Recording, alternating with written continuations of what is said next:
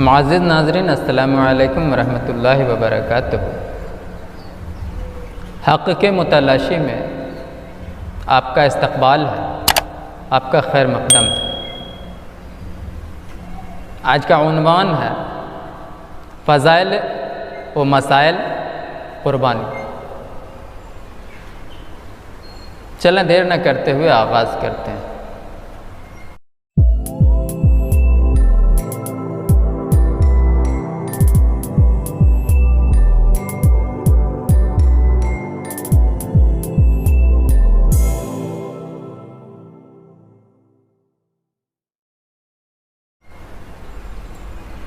ये इंसानी तारीख़ का एक असर अंगेज़ वाक़या है जिसके तसव्वुर ही से रोंगटे खड़े हो जाते हैं।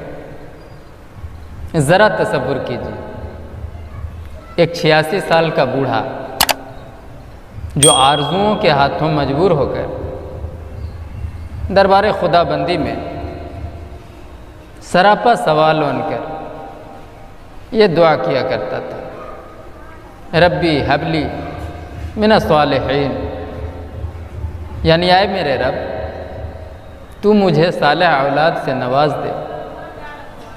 आखिरकार रहमत खुदाबंदी जोश में आ ही गई और अल्लाह तबारक व तआला ने उसकी फरियाद सुन ही ली और उनके घर बेटे के पैदा होने की बशारत सुना दी। जानते हैं वो शख्स कौन था?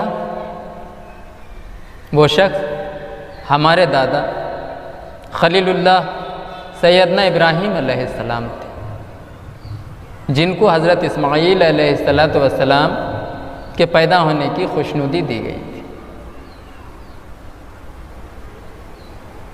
फिर एक वक्त मुकर्ररा पर हज़रत इस्माईल अलैहिस्सलाम तवल्लुद भी हुए और उसके बाद फिर तो अल्लाह तबारक व तआला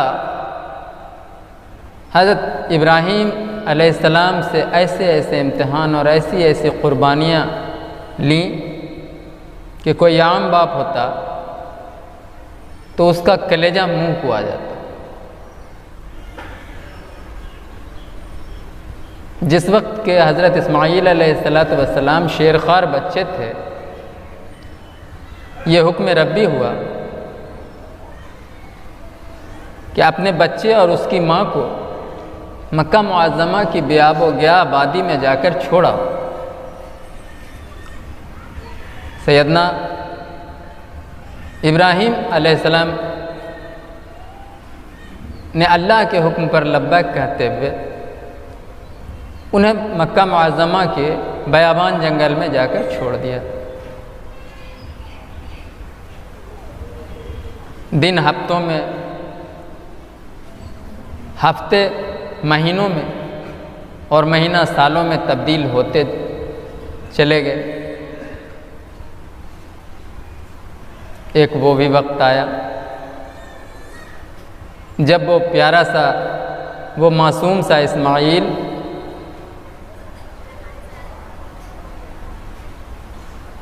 सिने बुलूग को पहुंच चुका था, यानी जवानी की दहलीज पर पहुंच गया था और ये उम्मीद की जाने लगी कि ये होनहार बेटा अपने ज़ईफ़ बाप का सहारा बनेगा।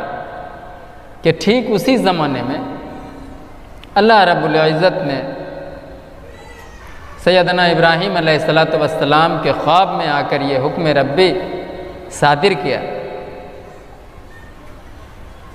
कि अब हमें तुम्हारे अज़ीज़ जान नूरे नज़र की क़ुरबानी मंजूर है।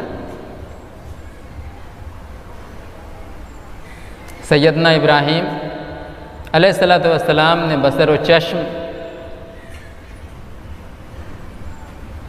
ये हुक्म सुना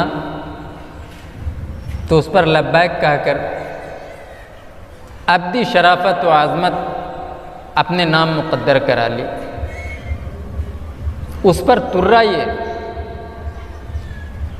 कि हज़रत इस्माईल अलैहिस्सलाम भी अपने बाप के शाना बशाना खड़े होकर ज़बीहुल्लाह के लक़ब, मुबारक लक़ब के हक़दार बने।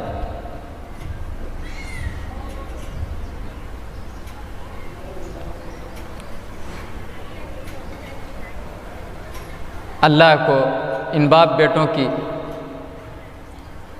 इन बासआदत बाप बेटों की ये अदाएँ इतनी पसंद आई कि रहती दुनिया तक उनका नाम रोशन कर दिया और अपनी मुक़द्दस किताब कुरान करीम में बिल्कुल अछूते अंदाज में उनका ज़िक्र फरमा दिया। आप भी समझिए अल्लाह अपने बंदों से कैसी इताअत चाहते हैं और इताअत शुआर बंदों का अल्लाह की बारगाह में कैसा बुलंद मकाम।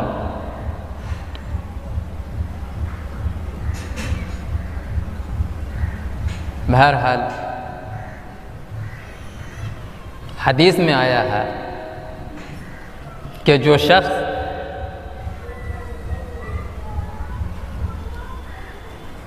कुर्बानी दे रहा हो तो कुर्बानी के जानवर के जिस्म के एक एक बाल के बराबर अल्लाह तबारक व तआला उसके एक एक गुनाह को माफ़ कर देते हैं और ठीक उसी मिक़दार में उसके नाम अज्र लिख दिया जाता है।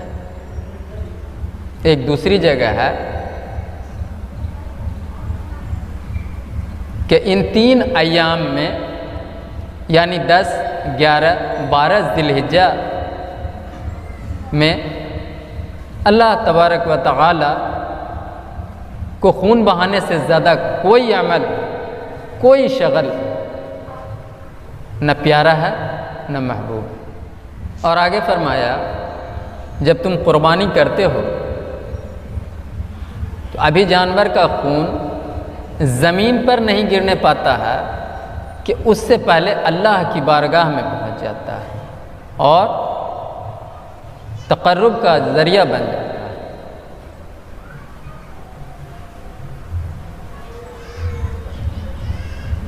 मोहतरम नाज़रीन, कुर्बानी के ताल्लुक़ से चंद मसाइल हैं जो गौर तलब हैं।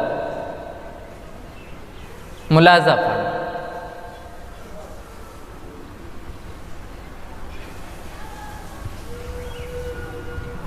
एक तो कुर्बानी के अय्याम 3 हैं, 10, 11 और 12 ज़िलहिज्जा, जिसमें 10 ज़िलहिज्जा की कुर्बानी सबसे अफजल है। उसके बाद 11 और 12 ज़िलहिज्जा का दर्जा आता है। हमें और आपको समझना होगा अय्याम कुर्बानी में रात के वक्त भी कुर्बानी किया जा सकता है बशर्ते कि रोशनी का अच्छा खासा इंतज़ाम, अच्छा खासा एहतमाम किया गया हो। ऐसा ना हो कि अंधेरे की वजह से कुर्बानी ज़बह करते वक्त कोई कमी रह जाए। अब यहाँ पर चंद और बातें गौरतलब है कि किस तरह की जानवर की कुर्बानी दुरुस्त होगी और किस तरह के जानवर की कुर्बानी दुरुस्त नहीं होगी। तो आइए इस बात को भी हम और आप समझ लेते हैं। सबसे पहली बात कि जिस जानवर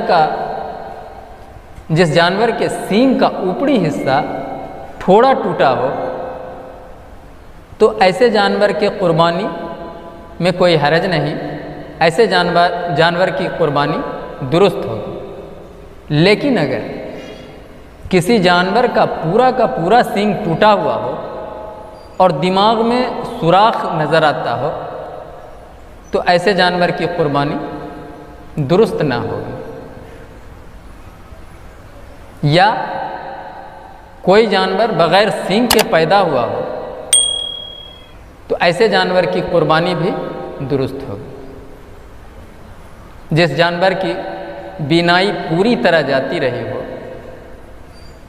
ऐसे जानवर की कुर्बानी भी दुरुस्त ना हो।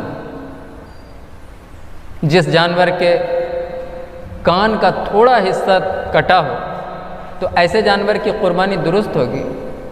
लेकिन जिस जानवर का अक्सर कान कटा हो, यानी कान के का ज़्यादातर हिस्सा कटा हुआ हो, तो ऐसे जानवर की कुर्बानी जायज़ और दुरुस्त ना हो।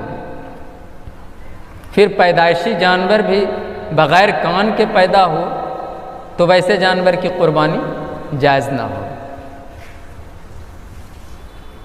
किसी जानवर के मुंह में दांत ही ना हो या दांत टूट चुके हों, तो ऐसे जानवर की कुर्बानी भी दुरुस्त ना हो। कोई जानवर 3 पैर से सही और सालिम है और एक पैर उसका टूट गया है, जिस पर टेक लगाने की सलाहियत भी न रखता हो जानवर, तो ऐसे जानवर की कुर्बानी दुरुस्त ना हो। हाँ, अगर उस पैर पर टेक लगाकर वो जानवर चल पाता हो, तो ऐसे जानवर की कुर्बानी में कोई शरअन कोई हर्ज नहीं। वो जानवर जो वहशी हो, जंगली हो, ऐसे जानवर की कुर्बानी दुरुस्त न हो। गाभिन जानवर की कुर्बानी मकरूह है,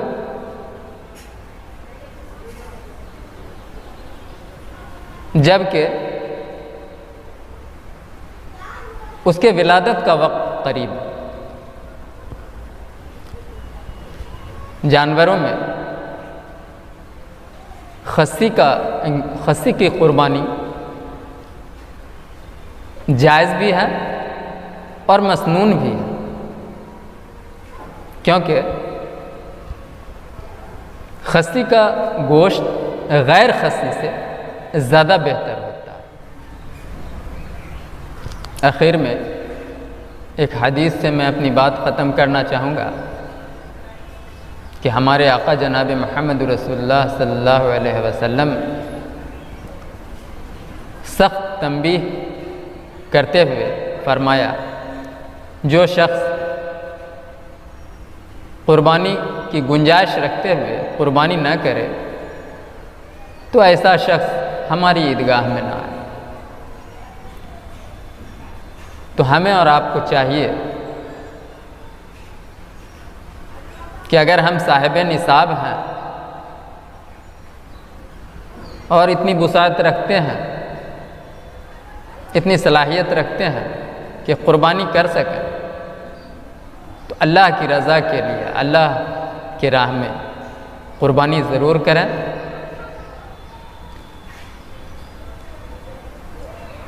मैं अपनी बातों को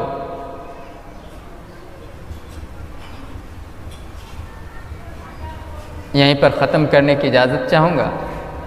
अल्लाह कहने सुनने से ज़्यादा अमल की तौफ़ीक़ अता फ़रमाए।